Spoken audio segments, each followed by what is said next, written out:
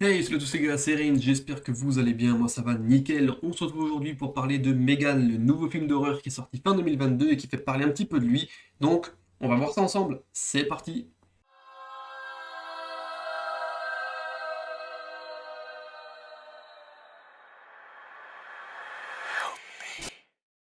Alors Megan, qu'est-ce que c'est? C'est un film américain réalisé par Gerard Johnston. Bon, on ne le connaît pas, c'est un petit réalisateur, moi je ne le connaissais pas, il a fait que deux trois films, donc il n'est pas très connu. Par contre, ce qu'on peut souligner, c'est que c'est un film d'horreur produit par la Blumhouse, très connu hein, de Jason Blum. Ils avaient l'habitude de nous sortir les Insidious, l'American Nightmare, Black Phone, etc., etc. Donc vraiment, quasiment tous les ans, nous avions un film d'horreur. Et aussi, nous avons James Van, voilà, à la production. Donc James Van, très connu également pour ses films d'horreur, hein, Conjuring. Il a participé, il a réalisé Saw, il avait fait les Fast and Furious, etc., etc. Donc voilà, aussi un très grand nom, mais un très grand nom surtout dans le cinéma d'horreur, hein, bien évidemment. Donc là, deux grosses productions hein, pour l'horreur, et puis finalement, bah, c'est là qu'il y a un petit bémol dans le film, je vais vous expliquer pourquoi. C'est parce que c'est un film d'horreur slash science-fiction, et malheureusement je pense que l'horreur ici n'y est pas, en tout cas moi je ne l'ai pas trouvé. Je pense qu'on peut carrément faire une croix dessus, mais je reviendrai plus en détail là-dessus. Déjà, Megan, de quoi ça parle? Donc c'est un film de 1h41 qui va mettre en scène une petite fille qui va être recueillie chez sa tante après la mort de ses deux parents. Voilà, donc le film commence, on apprend que les deux parents zigouillaient dans un accident de voiture. Donc cette petite fille, elle va se retrouver chez sa tante. Ils se connaissent quasiment pas, il y a très peu de relations, on sent que c'est difficile. Et sa tante, elle s'appelle Gemma. C'est une créatrice de jouets très connue, hein. En tout cas elle fait des jouets qui se vendent à foison. Et puis là elle était sur un petit projet un petit peu en scred hein, qu'elle avait essayé de créer de son côté.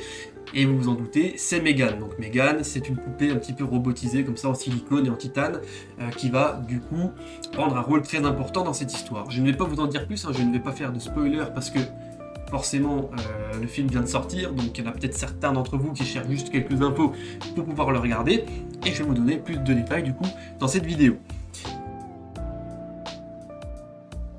Pour le casting, c'est un casting assez classique, ce ne sont pas des acteurs très connus, hein. Nous avons Alison Williams qui jouera Gemma, du coup la tante. Hein. Nous aurons Violette McGraw qui elle jouera la petite fille, et on a l'habitude de la voir un petit peu récemment, on la voit pas mal dans les séries Netflix The Hunting of Bly Manor ou Haunted House, je ne sais plus comment ça s'appelle, je ne les ai pas regardés. Nous avons aussi deux actrices, ça on peut le souligner, ce sont deux actrices qui vont jouer le rôle de Megan. Donc c'est un petit détail déjà, ce sont Jenna Davis et Amy Donald, donc ce sont deux jeunes filles, hein, elles sont très très jeunes. Elles sont là, voilà, elles ont participé du coup au rôle, donc effectivement déjà ça enlève un point que je voulais un petit peu souligner, c'est que ce n'est pas full 3D, hein, voilà, il y a de l'acting, il y a des acteurs derrière, il y a du maquillage, du make-up, de la prothèse, du silicone, etc. etc. Donc déjà, c'est pour ça, parce que moi c'est un des points que je voulais quand même souligner, Megan, elle est quand même bien faite, elle fait assez naturel, franchement ça marche bien, c'est nickel, ça c'est un bon point. Je pense que globalement l'esthétique du film est pas mal, la réalisation est correcte, il y a pas énormément, hein, il n'y a pas non plus des trucs de fou, mais la réalisation est correcte, esthétiquement c'est pas mal, les jeux de lumière sont pas trop mal, l'acting est pas mauvais. Maintenant, effectivement, si je dois vous donner mon avis sur le côté horrifique du film, bah, je pense qu'il est passé un petit peu à la trappe. Je pense qu'il est passé à la trappe parce que moi, quand je suis venu voir ce film dans les salles obscures, je pensais tout simplement tomber sur un Chucky version 2.0, version intelligence artificielle, et malheureusement, eh ben, ce n'est pas le cas, parce que voilà, Chucky, c'est complètement décalé, c'est des insultes et du vocabulaire grossier, c'est des meurtres, c'est marrant, enfin voilà, Chucky, c'est un délire complètement à part. Ici, c'est un petit peu marrant, mais plus parce que les situations sont absurdes. On a des meurtres, mais tous hors champ, donc on ne les voit pas à l'image. Ça, c'est dommage, ça enlève le côté un petit peu horrifique. On n'a pas vraiment de tension qui évolue dans le film. Ça, c'est aussi un petit bémol. Par contre, ce qui est sympa, c'est le côté science-fiction. Effectivement, on a vraiment ce côté très intelligence artificielle, très progrès technologique dans le film. Et puis bon, bah ça, pour le coup, On le voit bien, ça on l'avait déjà aussi, c'était un peu vendu dans la bande-annonce, donc forcément pour ça, pour ceux qui étaient plus venus voir le côté un petit peu science-fiction, scientifique, technologique, bah ça vous l'avez. C'est très présent hein, dans le film, de par le métier de l'actrice principale, de par sa maison, hein, qui est tout. C'est de la domotique, hein, tout est robotisé, tout est automatisé, etc. etc. Aussi le moment où on voit la phase de conception un petit peu de Megan, tout ça. Bon, effectivement, le côté science-fiction, il y est, c'est du robot. Pourquoi pas, mais vraiment, c'est dommage. Moi, je trouve que c'est dommage que le côté horreur n'y soit pas. Moi, c'était pour ça que j'étais venu surtout. Hein, c'était vraiment pour ça. Après, je vais rester honnête, ça m'a pas gâché non plus totalement le film, il restait correct, il dure 1h41, moi je les ai pas vus passer, elles sont quand même passées assez vite, bien qu'il y a quand même quelques mois où je me suis dit bon, si ça s'accélérait, ça irait aussi un petit peu, mais globalement ça m'a pas gâché le visionnage, parce que comme dit, visuellement il est pas moche, les acteurs sont pas insupportables, la petite des fois elle casse un peu les couilles, mais allez, c'est un détail. Après, voilà, l'évolution de l'histoire c'est bien ficelé, ça va. Il y a quelques personnages qui sont trop cons, bon pourquoi pas. Et après il y a quelques scènes absurdes, donc en fait globalement ça fait sourire, peut-être à cause de quelques erreurs de maladresse ou quelque chose comme ça, mais ça rend pas le temps long, en tout cas c'est déjà un bon point, c'est que tu te fais pas chier non plus 107 ans quoi.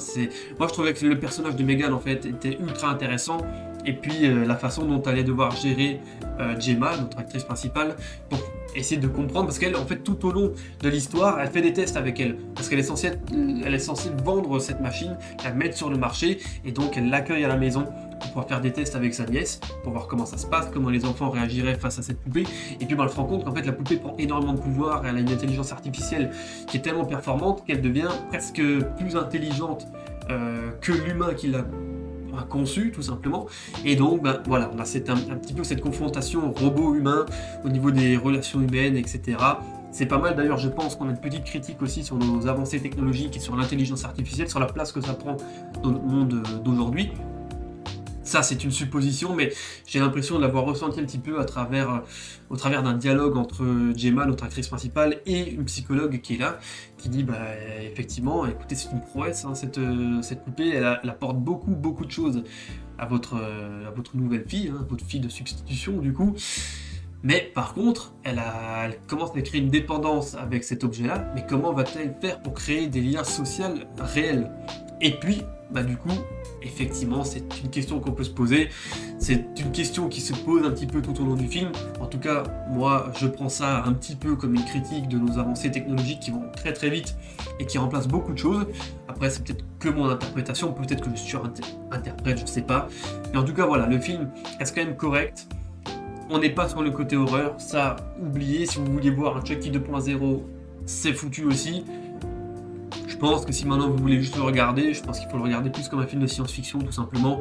Ne pas s'attendre à du gore, ne pas s'attendre à des situations complètement what the fuck que pouvaient nous proposer les différents Chucky.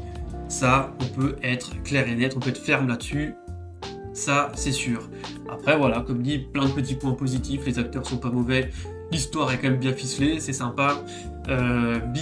Visuellement, c'est pas moche. Megan, elle est assez intéressante. On a peut-être un personnage qui s'ancrera, je sais pas encore, mais qui s'ancrera peut-être dans d'autres films aussi. Peut-être on en reparlera, je sais pas. En fait, c'est assez difficile à dire, en tout cas avec ce premier film. Après, il avait pas beaucoup de budget, il avait 12 millions, je crois, de budget. Bon, c'est passé je pense, dans le maquillage, dans les quelques décors qu'il y avait, bien que ce soit pas non plus folichon. Et après, il faut pas oublier que 12 millions aux États-Unis pour réaliser un film, c'est quasiment rien. Hein. Mais en tout cas, voilà. C'est un film qui reste correct. Moi, si vous avez envie de passer un bon moment sans vous prendre la tête, allez-y, vous pouvez le voir. Attendez peut-être qu'il sorte en version physique ou peut-être sur les plateformes si vous voulez pas payer vos places 12,50€ au cinéma, parce que ça fait un peu mal aux fesses. Mais sinon, voilà, c'est un film assez sympathique. Si maintenant vous voulez voir le côté horreur, bah là, c'est pas un film pour vous, je suis désolé, je pense que ça va pas vous plaire, en tout cas, ce que je peux comprendre. Donc c'est à vous de juger, re-regardez la bande-annonce, faites-vous peut-être votre avis avec les différentes critiques, mais je pense qu'il va falloir faire la part des choses entre le côté science-fiction et le côté horreur, qui du coup, d'après moi, n'a pas super bien fonctionné. En tout cas voilà, c'est un film que j'ai quand même apprécié dans l'ensemble. Je vous laisse du coup le découvrir par vous-même, je vous en dis pas plus, comme ça vous aurez quand même la surprise de voir un petit peu le fond de cette histoire. Si vous l'avez déjà vu, dites-moi dans les commentaires ce que vous en avez pensé, hein, comme ça on peut en discuter. Ceux qui veulent le voir, bah, n'hésitez pas, allez-y. Faites-moi un retour également, comme ça on peut aussi en parler. En attendant, bah, je vais vous laisser là. Je vous souhaite à tous une très bonne journée ou une très bonne soirée, c'était RS, portez-vous bien. Ciao ciao.